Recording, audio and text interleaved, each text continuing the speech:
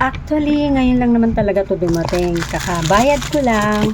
So, ang ganda-ganda pa ng mood ko kasi nag-edit ako ngayon ng pang-upload ko sa YouTube channel ko.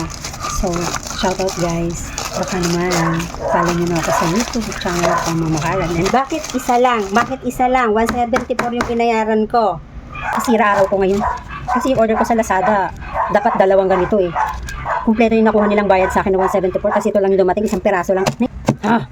Nakakainis talaga sa Lazada. Kapatid ko na-scam 300 plus and then ako na-scam dun sa yung first na-scam ko sa doon na binili ko na parang yung baking pad, yung rubber. Pinadala sa akin yung key lang na tigano yun, yung isang pirasong keychain. Anyways, kahit ako naiinis, gagamitin ko to. Imagine mo, dalawa yung order ko, tapos isa lang yung dumating. Ay, nako! Gigigil ako. Anyways, try ko na lang to. Nakakaloka. Ang liit lang niya. Dito muna tayo sa kalbo area. Mabango yung amoy niya. Ganyan siya. Medyo ayan. Anyways guys, paano ba mag-report sa sa Lazada? Pangilan na kasi to, kaya naiinis na ako. Hindi ako actually nag-vlog about sa mga binibili ko sa Lazada na hindi napapadala ng ayos. Pag bumibili ako ngayon, lagi ko na talaga siyang binibidyo.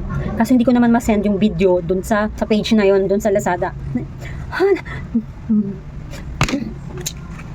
Auto OPH yung yung page nung binilan ko nito. Alam ko Kimuse ang tatak nito eh, pero parang hindi. I don't know. DNM ba talaga?